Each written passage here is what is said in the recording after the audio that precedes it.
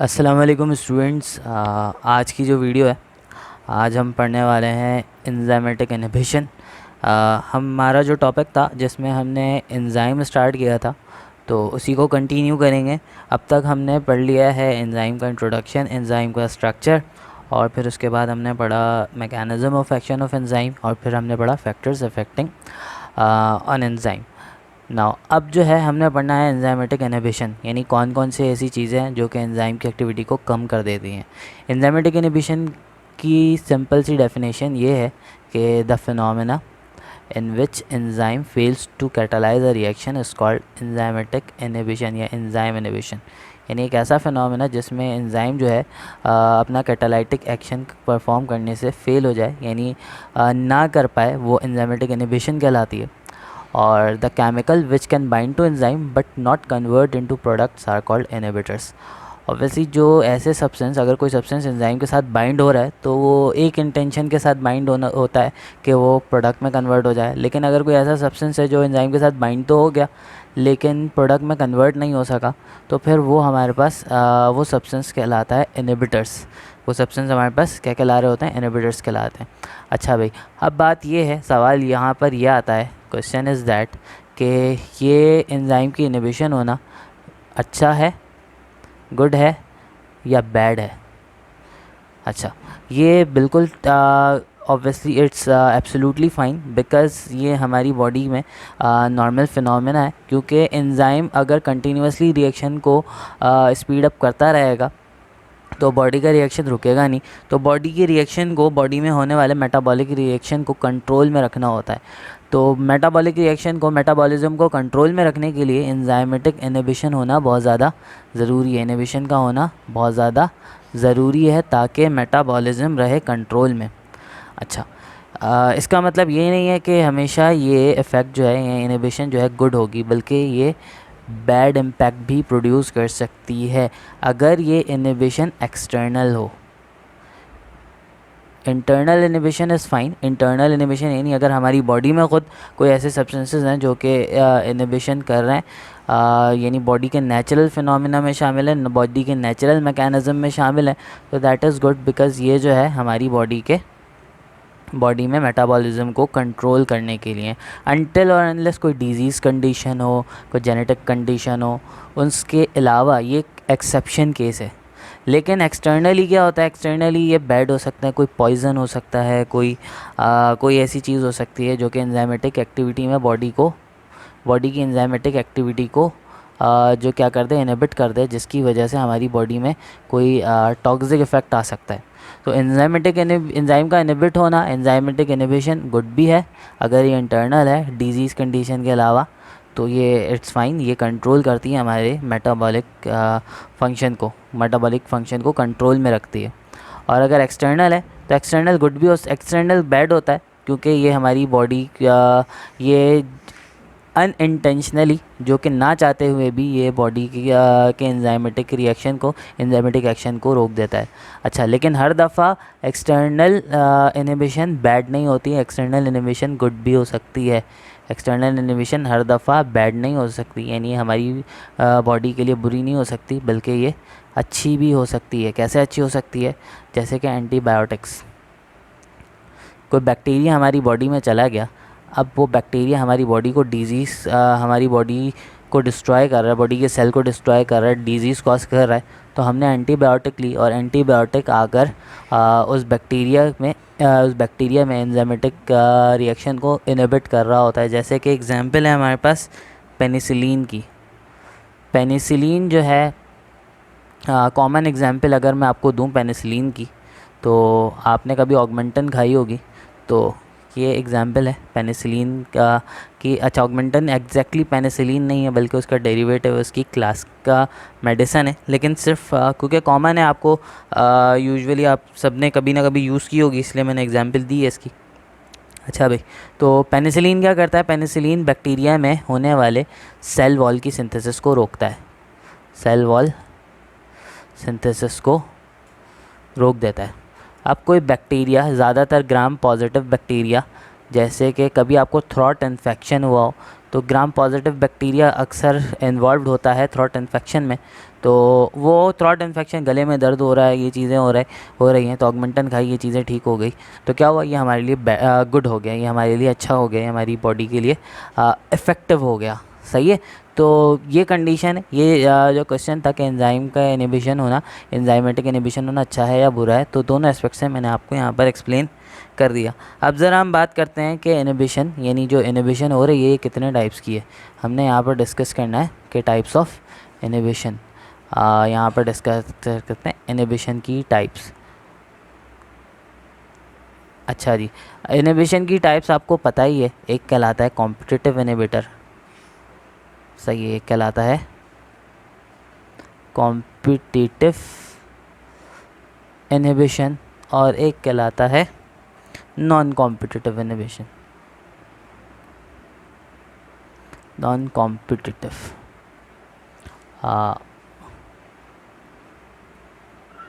Inhibition. अच्छा जी, इन दोनों में फ़र्क क्या होता है, इन दोनों में क्या होता है, सिंपल सी चीज़ है, आपको पता है, आपको अभी तक मैंने एक्टिव साइट पढ़ाई है कि होता ये है कि इनहिबिशन के लिए रिस्पॉन्सिबल कौन होता है, इनहिबिटर रिस्पॉन्सिबल होता है। यानी कोई भी ऐसा केमिकल, कोई भी ऐसा दूसरा एजेंट जो कि एंजाइम के साथ बाइंड करेगा और उसकी प्रोडक्ट में कन्वर्ट नहीं होगा, बल्कि क्या करेगा, उसकी एक्टिविटी को स्लो डाउन कर देगा। तो अगर वो एक्टिव साइट के साथ बाइंड हो रहा है, इनहिबिटर एक्टिव साइट के साथ बाइंड हो रहा है, तो वो कॉम्पिटिटिव इनहिबिटर है। और अगर वो एक्टिव साइट के अलावा किसी दूसरी साइट से बाइंड हो रहा है, तो वो क्या है, नॉन कॉम्पिटिटिव इनहिबिटर है। तो जो दूसरी साइट होती है एक्टिव साइट के अलावा, वो कहलाती है एलोस्टेरिक साइट। अच्छा, ज़रा एलोस्टेरिक साइट की भी बात कर लेता हूँ यहाँ पे। पहली वीडियो में मैंने एक्टिव साइट का स्ट्रक्चर आपको डिस्क्राइब किया था, बताया था कि एक्टिव साइट कैसे बनता है। यानी एक एंजाइम की पॉलीपेप्टाइड की चेन है, पॉलीपेप्टाइड है, यहाँ पे जगह जगह पे कुछ अमाइनो एसिड डिस्पर्स्ड होते हैं, जो कि पॉलीपेप्टाइड में जब सेकेंडरी, टर्शियरी, क्वाटरनरी अरेंजमेंट हो रही होती है, तो ये सारे जो एक्टिव साइट के अमाइनो एसिड्स होते हैं, ये सारे एक साथ जमा हो जाते हैं और बना लेते हैं एक्टिव साइट। तो बेसिकली एक्टिव साइट में क्या होता है, अमाइनो एसिड होता है जिनके साथ एंजाइम सबस्ट्रेट आकर बाइंड करता है। एलोस्टेरिक साइट क्या होते हैं, इन्हीं पेप्टाइड में मौजूद साइट फंक्शनल ग्रुप्स। मैं ज़्यादा डिस्कशन नहीं करूँगा, लेकिन बस आपको इतना बता दूँ, साइट फंक्शनल ग्रुप। अगर आपको एक्टिव साइट वाली बात समझ में नहीं आ रही, तो आप पहली वीडियो को जाके देख लो, एंजाइम वाली, जिसमें मैंने डिस्क्राइब किया था कि एक्टिव साइट होते हैं क्या हैं। अच्छा जी, साइट फंक्शनल ग्रुप का मतलब है इसी पेप्टाइड चेन के अंदर कुछ ऐसे फंक्शनल ग्रुप हैं जो कि फ्री होते हैं। सही है। फ्री का मतलब ये नहीं है कि उनके पास लोन पेयर होगा या फिर वो इलेक्ट्रोफाइल या न्यूक्लियोफाइल होंगे, बल्कि वो ये इस चेन का पार्ट नहीं होंगे, बल्कि वो जैसे कि फॉर एग्जांपल ये पेप्टाइड है, ये अमाइनो एसिड्स हैं, अमाइनो एसिड से क्या बन गया, पेप्टाइड बन गया। इन अमाइनो एसिड में कोई फॉर एग्जांपल कोई ऑक्सीजन का ग्रुप लगा हुआ है, या कोई नाइट्रोजन लगा हुआ है, कोई फ्री नाइट्रोजन लगा हुआ है, यानी ये इस तरह की चीज़ें होती हैं। ये अगर कोई सबस्ट्रेट आकर इन ग्रुप्स के साथ बाइंड करता है, इन ग्रुप्स के साथ बाइंड करता है, इन ग्रुप के साथ अटैच हो जाता है, तो फिर ये साइट जो है एलोस्टेरिक साइट कहलाती है, एक्टिव साइट का पार्ट नहीं है। अच्छा जी, हम एक एक करके ज़रा दोनों को डिस्कस करेंगे यहाँ पे। अच्छा, एलोस्टेरिक साइट यानी नॉन कॉम्पिटिटिव इनहिबिटर की फ़र्दर दो टाइप हैं। फ़र्दर दो टाइप कौन सी हैं, मैं यहाँ पर डिस्क्राइब कर देता हूँ। एक रिवर्सिबल है और एक इरिवर्सिबल है।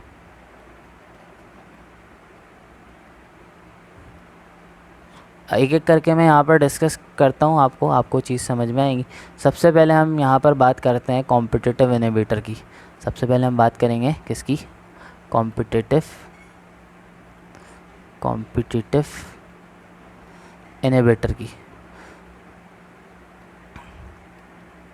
सही है। कॉम्पिटिटिव इनहिबिटर की हम यहाँ पर बात करते हैं। कॉम्पिटिटिव इनहिबिटर क्या है, मैंने आपको पहले ही बता दिया। कॉम्पिटिटिव इनहिबिटर में इनहिबिटर किसके साथ आकर बाइंड करेगा, इनहिबिटर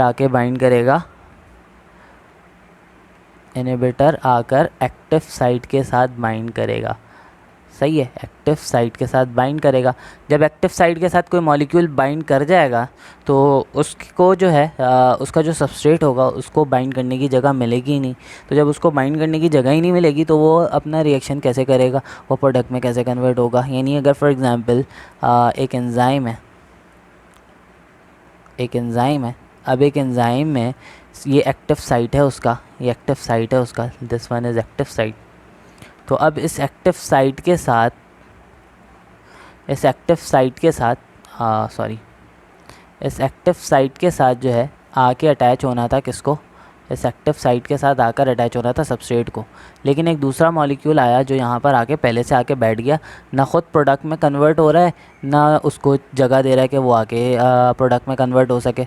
तो अब ये क्या है, ये इनहिबिटर है। यानी दोनों का टारगेट एक था, तो जो टारगेट पे पहले पहुंच गया वो कंपटीशन जीत गया, तो ये कॉम्पिटिटिव इनहिबिटर कहलाता है। सही है। अच्छा जी, अब एक चीज़ और, जो कॉम्पिटिटिव इनहिबिटर होता है ना वो स्ट्रक्चर में बिल्कुल काफ़ी हद तक रिजेंबल करता है किसके साथ, सबस्ट्रेट के साथ। तो जो इनहिबिटर होता है कॉम्पिटिटिव इनहिबिटर में, तो जो इनहिबिटर होता है वो रिजेंबल करता है कुछ चीज़ें, कुछ कैरेक्टरिस्टिक्स मैं आपको बताता जाऊँगा जो आपने याद रखना है। रिजेंबल करेगा किसके साथ, इनहिबिटर के साथ, सबस्ट्रेट के साथ। तो ये चीज़ें आपने याद रखनी है एमसीक्यूज़ के लिए। तो रिजेंबलेंस होगी, जबकि नॉन कॉम्पिटिटिव में ऐसा ज़रूरी नहीं है। तो रिजेंबलेंस होना लाजमी है, पहली चीज़ हो गई ये बात। दूसरी बात ये है कि एक तो रिजेंबलेंस का होना लाजमी है, और कॉम्पिटिटिव इनहिबिटर हमेशा रिवर्सिबल होगी, ऑलवेज बी रिवर्सिबल, हमेशा रिवर्सिबल होगी, इरिवर्सिबल नहीं होती। यानी ये अटैचमेंट होती है हाइड्रोजन बॉन्डिंग के ज़रिए से या हाइड्रोफोबिक, क्योंकि अटैचमेंट बिल्कुल सेम होती है। एंजाइम और सबस्ट्रेट जब अटैच होते हैं तो रिवर्सिबली अटैच होता है ना, तो जब इनहिबिटर भी आके अटैच होता है तो रिवर्सिबली अटैच होता है, इरिवर्सिबली अटैच नहीं होता। यानी वो थोड़ी देर के बाद उसको छोड़कर चला भी जाता है। अच्छा जी, एक एग्जांपल है हमारे पास यहाँ पे कॉम्पिटिटिव इनहिबिटर की, वो है मेलोनेट। एक एंजाइम है हमारे पास, वो एंजाइम किसका एंजाइम है, वो एंजाइम है हमारे पास सक्सिनेट का एंजाइम, जिसका नाम है हमारे पास सकीनेट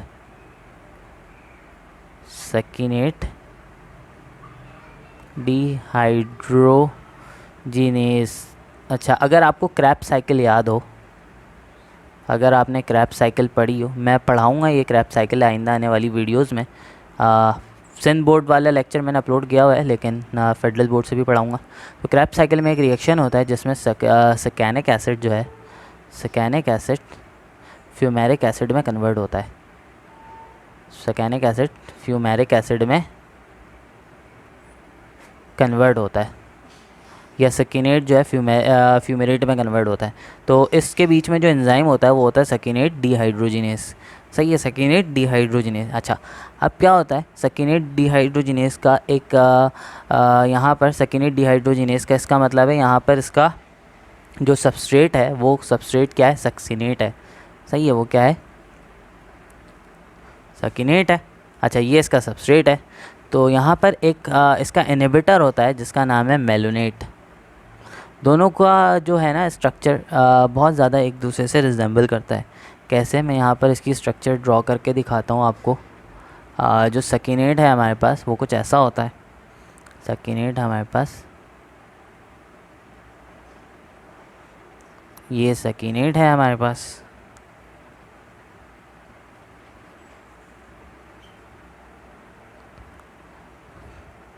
अच्छा जी, अब ये बॉन्डिंग इन चीज़ों पे मत जाना अभी ज़रा, अभी सिर्फ जो बता रहा हूँ वो याद रखना। कार्बन की बॉन्डिंग ज़्यादा कैसे होगी, कम कैसे होगी, ये चीज़ अभी छोड़ दो। अभी सिर्फ ये याद रखो कि यहाँ पर सिर्फ एक CH2 का फ़र्क है, बाकी दोनों चीज़ें एक जैसी हैं। चार्ज बन गया ना यहाँ पे। अच्छा भाई, दोनों एक जैसे हैं, दोनों का स्ट्रक्चर रिजेंबल है। तो ये जो है मेलोनेट भी सकीनेट डिहाइड्रोजिनेस के साथ आके बाइंड कर सकता है, और ये सकीनेट भी आगे सकीनेट डिहाइड्रोजिनेस के साथ आकर बाइंड कर सकता है। फ़र्क इतना है कि जब मेलोनेट बाइंड करेगा तो कोई प्रोडक्ट नहीं बनेगा, प्रोडक्ट नहीं बनेगा और सकीनेट आके बाइंड करेगा तो ये कन्वर्ट हो जाएगा फ्यूमेरेट में। सही है, तो यानी प्रोडक्ट बनेगा। तो उसका मतलब ये सबस्ट्रेट हो गया और ये हो गया इनहिबिटर। तो ये बेसिकली ये कहानी होती है यहाँ पे। ये एक इनहिबिटर है, कॉम्पिटिटिव इनहिबिटर है। अच्छा जी, अब एक और चीज़, क्योंकि रिवर्सिबल इनहिबिशन होती है यहाँ पे। कौन सी इनहिबिशन होती है? रिवर्सिबल इनहिबिशन होती है।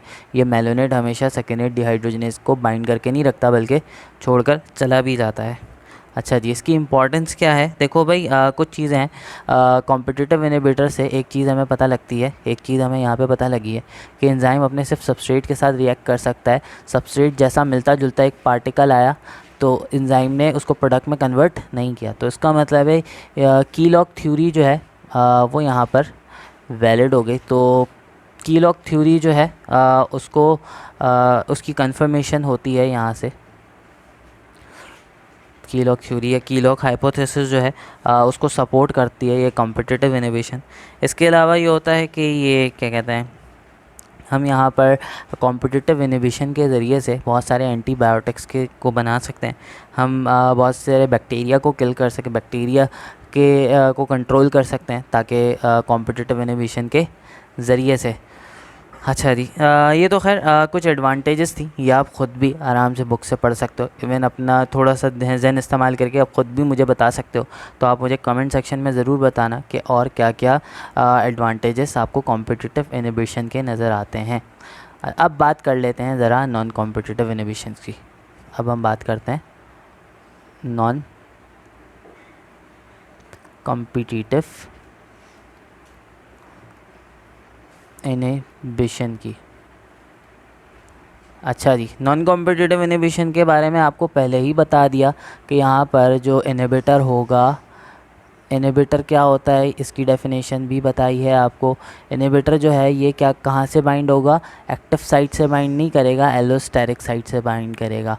एलोस्टेरिक साइट क्या होता है? साइड फंक्शनल ग्रुप होते हैं पॉलीपेप्टाइड के जो कि अमीनो एसिड एंजाइम में मौजूद है। तो एलोस्टेरिक साइट के साथ बाइंड करेगा। अच्छा, एलोस्टेरिक साइट के साथ बाइंड करेगा। बाइंड करने के बाद जब ये एलोस्टेरिक साइट के साथ बाइंड कर जाएगा ना, देखो भाई मैं आपको ज़रा समझाता हूँ यहाँ पे एक छोटी सी डायग्राम बना के। लेट्स सपोज कि ये एक एंजाइम है।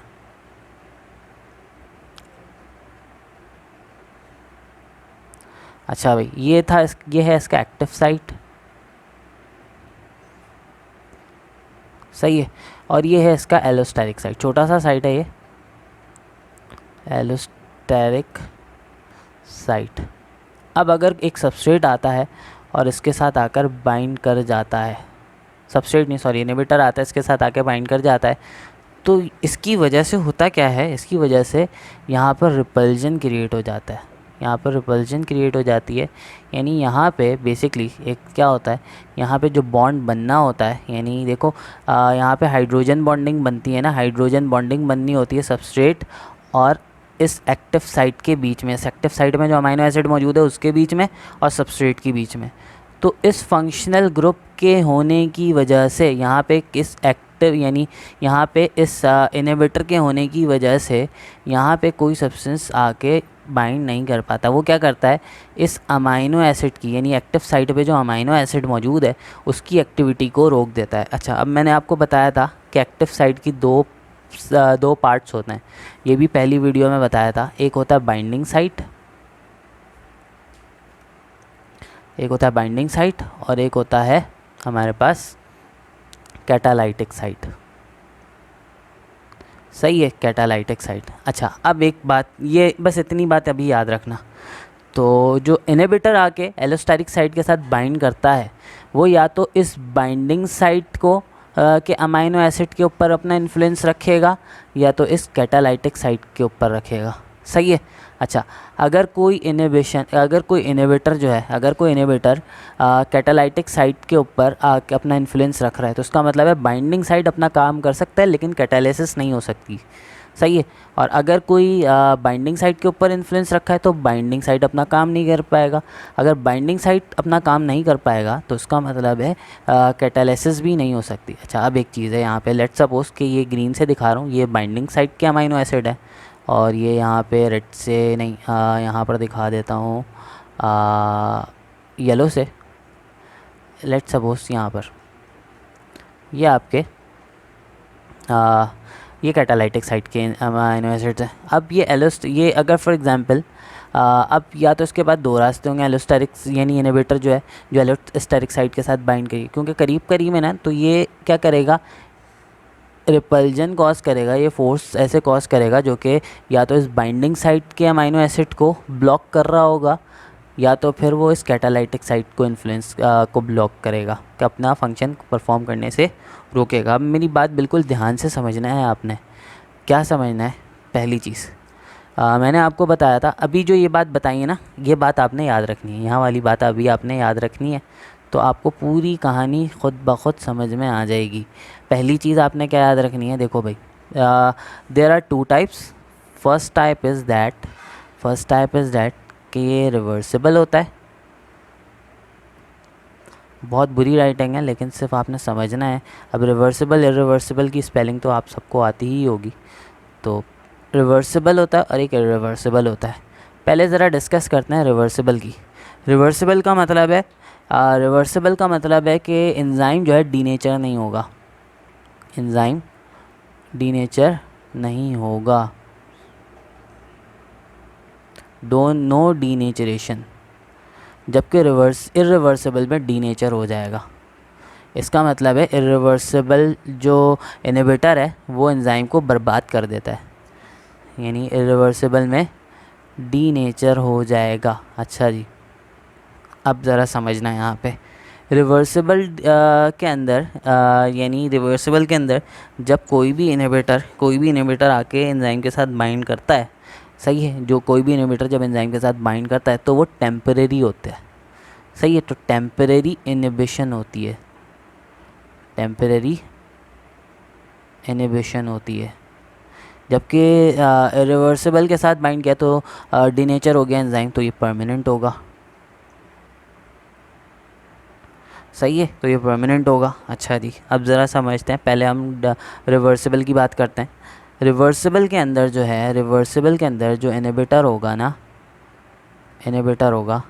वो जब एंजाइम के साथ बाइंड करेगा तो वो कौन सी एक्टिव साइट की कौन सी साइट को ब्लॉक करेगा, कैटालाइटिक साइट को ब्लॉक करेगा, कैटालाइटिक साइट को ब्लॉक करेगा, सही है, कैटालाइटिक साइट को ब्लॉक करेगा, कैटालाइटिक साइट को ब्लॉक करेगा। जब कैटालाइटिक साइट को ब्लॉक करेगा तो उसका मतलब है अगर रिवर्सिबल इनहिबिशन है और नॉन कॉम्पिटिटिव है तो उसका मतलब है सबस्ट्रेट जो है एंजाइम के साथ बाइंड कर सकता है लेकिन उसके साथ उसकी कैटालिसिस नहीं हो सकती, इसका मतलब है यहाँ पर जब एलोस्टेरिक साइट के साथ यानी जब जो है ये नॉन कॉम्पिटिटिव इनहिबिटर इसके एलोस्टेरिक साइट के साथ बाइंड करेगा तो ये इसकी कैटालाइटिक साइट को, एक्टिव साइट की कैटालाइटिक साइट को कर देगा ब्लॉक, यानी यहाँ पे कैटालाइटिक साइट पे जो अमीनो एसिड होंगे उनको क्या कर देगा, उनको रिपेल करेगा, उनको अपना काम करने से रोकेगा। कैसे रोकता है, ये बहुत लंबी कहानी है और आपके लेवल की अभी बात नहीं है, तो बस अभी आपने याद रखना है कि ये कैटालाइटिक साइट को रोकेगा। तो इसका मतलब है कोई सबस्ट्रेट आकर बाइंड कर सकता है लेकिन प्रोडक्ट में कन्वर्ट नहीं होगा। अच्छा, अब इसकी एग्जांपल है, ये नेचुरल होता है हमारी बॉडी के अंदर, नेचुरल होता है किसके अंदर, फीडबैक इनहिबिशन के अंदर। फीडबैक इनहिबिशन जो होती है, फीडबैक इनहिबिशन का मतलब ये होता है कि भाई अब क्या होता है, जैसे कि फॉर एग्ज़ाम्पल एंजाइम ने क्या किया, एंजाइम ने सबस्ट्रेट को प्रोडक्ट में कन्वर्ट किया। अब जब प्रोडक्ट बहुत ज़्यादा हो जाता है तो अब क्या होगा, प्रोडक्ट की क्वांटिटी ज़्यादा बढ़ने की वजह से प्रोडक्ट की रिक्वायरमेंट होती है बॉडी को, अगर रिक्वायरमेंट से ज़्यादा प्रोडक्ट हो जाए तो हो सकता है ये टॉक्सिसिटी कॉज कर दे, तो प्रोडक्ट खुद आके एंजाइम को ब्लॉक कर देता है कि बस अब अपना काम करना अभी थोड़ी देर के लिए बंद कर दो। तो प्रोडक्ट खुद आके एंजाइम को इनहिबिट करता है तो एंजाइम सबस्ट्रेट के साथ रिएक्शन परफॉर्म कर नहीं पाता। तो ये जो इनहिबिशन है ना, ये एक तो होती है रिवर्सिबल और ये नॉन कॉम्पिटिटिव होती है, सही है। अच्छा, तो ये फीडबैक इनहिबिशन है, हमारी बुक में एग्जांपल है, जैसे कि एक एस्पार्टेट है, सही है। एस्पार्टेट है हमारी बॉडी के अंदर, एस्पार्टेट जो कि एक अमाइनो एसिड है, एस्पार्टेट अमाइनो एसिड है, ये कन्वर्ट होता है किसके अंदर, ये कन्वर्ट होता है थ्रियोनीन के अंदर, थ्रियोनीन के अंदर कन्वर्ट होता है।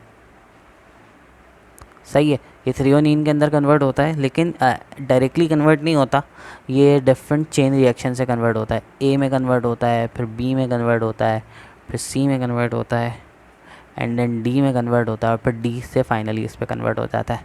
तो यहाँ पर ना अलग अलग किस्म के, अलग अलग तरह के एंजाइम वर्क कर रहे होते हैं। यानी जैसे कि फॉर एग्जांपल एस्पार्टेट को जो ए में कन्वर्ट कर रहा है वो है एंजाइम 1, जो बी में कन्वर्ट कर रहा है वो एंजाइम 2 है, जो सी में कन्वर्ट कर रहा है वो 3 है, और फिर 4 है, और फिर फाइनली 5 से ये कन्वर्ट। तो जब थ्रियोनीन की कंसंट्रेशन बहुत ज़्यादा बढ़ जाती है, जब थ्रियोनीन की फॉर्मेशन हो जाती है, तो थ्रियोनीन आता है। थ्रियोनीन आने के बाद इस एंजाइम 1 के साथ के एलोस्टेरिक साइट के साथ बाइंड कर जाता है। जब इसके साथ बाइंड कर जाता है तो फिर क्या होता है, ये एस्पार्टेट इसके साथ इस एंजाइम के साथ कैटालिसिस एक्शन परफॉर्म नहीं कर पाता। तो इसका मतलब है ये एस्पार्टेट ए में कन्वर्ट नहीं हो पाएगा। जब ये ए नहीं बनेगा तो ए से बी नहीं बनेगा, बी से सी नहीं बनेगा, तो थ्रियोनीन की फॉर्मेशन रुक जाती है। तो ये जो है ये हमारे पास कहलाता है फीडबैक इनहिबिशन। सही है, this is called feedback inhibition. अच्छा जी, ये तो हमने बात कर ली, ये नेचुरल फिनोमेना, नेचुरल प्रोसेस है। अब ज़रा बात कर लेते हैं लास्ट, उसके बाद वीडियो को एंड करेंगे, ऑलरेडी काफ़ी लंबी बात हो गई है। इसके बाद जो है ये हमारे पास इरिवर्सिबल इनहिबिशन है, इरिवर्सिबल इनहिबिशन। अच्छा, इरिवर्सिबल इनहिबिशन में आपको पता है कि एंजाइम ने हो जाना है डीनेचर, एंजाइम क्या हो जाएगा, डीनेचर हो जाएगा। तो इसमें क्या होता है, इसमें जब इनहिबिटर आएगा एलोस्टेरिक साइट के साथ, तो एक बात याद रखना कि ये एलोस्टेरिक साइट के साथ जब कोई भी इनहिबिटर आके बाइंड करेगा तो यहाँ पे कोई ऐसा नहीं होगा कि कोई भी आके यहाँ पर आके बाइंड कर जाए, वो हमेशा हेवी मेटल्स होंगे या कोई हेवी ग्रुप होगा। हेवी मेटल यानी लाजमी है कि भाई यहाँ पे जो फंक्शनल ग्रुप लगा होता है एलोस्टेरिक साइट पे, जो इनहिबिटर होगा उसका मॉलिक्यूलर वेट उस फंक्शनल ग्रुप से ज़्यादा होना चाहिए, ये याद रखना। यानी यहाँ पर जो एलोस्टेरिक साइट के ऊपर जो फंक्शनल ग्रुप लगा है, एलोस्टेरिक साइट के ऊपर जो फंक्शनल ग्रुप लगा है, एलोस्टेरिक साइट के ऊपर जो फंक्शनल ग्रुप है, या फिर यहाँ पे बाइंडिंग साइट के साथ जो फंक्शनल ग्रुप है, तो जो भी इनहिबिटर होगा वो कोई हेवी सब्सटेंस होना चाहिए, यानी कोई हेवी मेटल होना चाहिए, हेवी सॉल्ट होना चाहिए, तभी जाके वो ये इनहिबिशन इतनी उसके अंदर काबिलियत होगी कि वो एंजाइम को डीनेचर कर सके। अच्छा, अब यहाँ पे याद रखना कि यहाँ पे जो भी इनहिबिटर होगा वो बाइंडिंग साइट को डिस्ट्रॉय करेगा, कैटालाइटिक साइट को डिस्ट्रॉय नहीं करेगा। यानी वो क्या करेगा, वो बाइंडिंग साइट के अमाइनो एसिड को डिस्ट्रॉय करेगा। यानी वो यहाँ पे जो अमाइनो एसिड मौजूद है ना बाइंडिंग साइट पे, तो ये क्या करेगा, उनके अंदर डाइसल्फाइड बॉन्ड को ब्रेक कर देगा, डाइसल्फाइड बॉन्ड को ब्रेक कर देगा। जब डाइसल्फाइड बॉन्ड ब्रेक होगा तो उसका जो टर्शियरी स्ट्रक्चर था, आपको पता है ना कि प्रोटीन एक प्राइमरी प्रोटीन स्ट्रेट चेन होती है, स्ट्रेट चेन से फिर सेकेंडरी प्रोटीन जो होती है वो जिगजैग होती है। तो सेकेंडरी प्रोटीन में क्या होता है, हाइड्रोजन बॉन्डिंग प्रेजेंट होती है। सही है, और फिर उसके बाद जब क्वाटरनरी स्ट्रक्चर बनती है तो क्वाटरनरी स्ट्रक्चर जो है ना वो कैसी होती है, 3 डायमेंशनल होती है। इस 3 डायमेंशनल स्ट्रक्चर के अंदर जो है आपको पता है यहाँ पे डाइसल्फाइड बॉन्ड और आयनिक बॉन्ड शामिल है, आयनिक बॉन्ड और डाइसल्फाइड बॉन्ड शामिल है। तो ये हेवी मेटल या हेवी ऑब्जेक्ट, ये जो इनहिबिटर है, इरिवर्सिबल नॉन कॉम्पिटिटिव इनहिबिटर है, ये यहाँ पे मौजूद डाइसल्फाइड बॉन्ड को तोड़ देगा, जिसकी वजह से एंजाइम का जो टर्शियरी स्ट्रक्चर है वो टूट जाएगा। अब एंजाइम हो गया डीनेचर। सही है, इसकी एग्जांपल में हमारे पास साइनाइड्स हैं। सही है, साइनाइड्स है, आपको पता है ना साइनाइड हमारे लिए बहुत ज़्यादा पॉइजनस होता है, जो कि सॉल्ट फॉर्म में आता है, जैसे कि सोडियम है, पोटेशियम है, पोटेशियम फॉर्म में ज़्यादा अवेलेबल होता है। पोटेशियम साइनाइड का नाम आपने सुना होगा, ये हमारे लिए पॉइजनस होता है। तो ये क्या करता है, ये आने के बाद ये जब हमारी बॉडी में आता है ये किल कर देता है हमारी यानी ये ज़्यादा टाइम नहीं लगाता और बॉडी को ख़त्म कर देता है। क्यों? क्योंकि हमारी बॉडी में एक रेस्पिरेटरी एंजाइम होता है जिसको हम साइटोक्रोम कहते हैं। सही है, जिसको हम साइटोक्रोम कहते हैं, साइटोक्रोम कहते हैं। इसके अंदर मेटल्स शामिल होते हैं। साइटोक्रोम के अंदर जो है कॉपर शामिल होता है, ये याद रखना। तो जब साइनाइड आके उससे अटैच करता है, जब साइनाइड आकर उससे अटैच करता है ना, तो ये क्या करता है, इस साइटोक्रोम को बर्बाद कर देता है, ख़त्म कर देता है, तोड़ देता है। जिसकी वजह से जो है अब सेलुलर रेस्पिरेशन में ये इन्वॉल्व था, तो सेलुलर रेस्पिरेशन का प्रोसेस रुक जाएगा।